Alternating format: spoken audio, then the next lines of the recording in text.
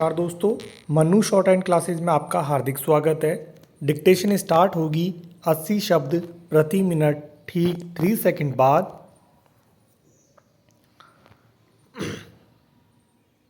Start. Maharashtra और दिल्ली से जुड़े दो अलग अलग मामलों में सर्वोच्च न्यायालय के फैसले से एक बार फिर राज्यपाल और उपराज्यपाल पद की मर्यादा रेखांकित हुई है। महाराष्ट्र में उद्धव ठाकरे से बगावत कर शिवसेना के कुछ विधायकों ने अलग पार्टी बनाने का ऐलान कर दिया था। इस तरह उद्धव ठाकरे की सरकार पर बहुमत का संकट पैदा हो गया था। तब तत्कालीन राज्यपाल भगत सिंह कोश्यारी ने उद्धव ठाकरे को बहुमत साबित करने का आदेश दिया था। तब खासा राजनीतिक नाटक हुआ था और ठाकरे ने आखिरकार बहुमत पेश करने के बजाय अपने पद से इस्तीफा दे दिया था। इसे लेकर राज्यपाल की भूमिका पर सवाल उठने शुरू हुए। शुरू में ही जब शिवसेना ने भाजपा के बजाय राष्ट्रवादी कांग्रेस पार्टी और कांग्रेस के साथ मिलकर महाविकास आघाड़ी सरकार बनाने का फैसला किया था, तब भी राजनीतिक उठापटक के बीच कोश्यारी ने अफरा तफरी में भाजपा के मुख्यमंत्री को शपथ दिला दी थी। इससे उन पर आरोप लगने लगा था कि वे वही कर रहे हैं जो केंद्र चाहता है। अदालत ने भी उनके व्यवहार को अनुचित ठहराया है। इसी तरह दिल्ली में उपराज्यपाल वीके सक्सेना ने एक तरह से चुनी हुई सरकार के सारे अधिकार अपने हाथों में ले लिए थे और प्रशासनिक कामकाज में लगातार अड़ंगा डाल रहे थे। इस पर अधिकारों की व्याख्या के लिए सर्वोच्च न्यायालय में गुहार लगाई गई थी और अब संविधान पीठ ने चुनी हुई सरकार के पक्ष में फैसला दिया है। दिल्ली में उपराज्यपाल और चुनी हुई सरकार के बीच तनातनी शुरू से ही चली आ रही थी। वीके सक्सेना से पहले भी जो उपराज्यपाल आए, उन्होंने दिल्ली सरकार के हर फैसले में रोड़ा अटकाने का प्रयास किया।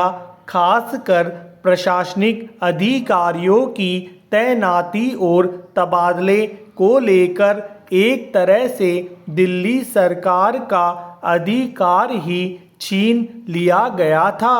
तब भी करीब 5 साल पहले सर्वोच्च न्यायालय में अधिकारों की यह लड़ाई पहुंची थी और उसने फैसला दिया था कि अफसरों की तैनाती और तबादले का अधिकार चुनी हुई सरकार को है। मगर फिर भी उपराज्यपाल ने अपनी मर्यादा का ध्यान नहीं रखा।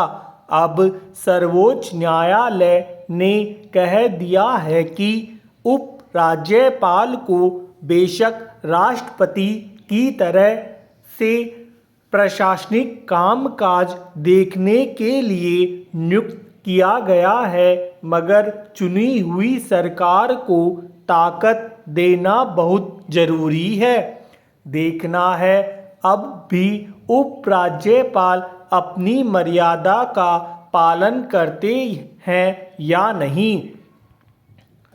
दरअसल राज्यपाल और उपराज्यपालों की नियुक्ति इसलिए की जाती है कि वे राज्य सरकारों को किसी प्रकार का अनुचित फैसला करने से रोक सके, मगर जब से इन पदों पर राजनीतिक नियुक्तियां की जाने लगी है, तब से इस पद की मर्यादा कहीं हाशिए पर चली गई है।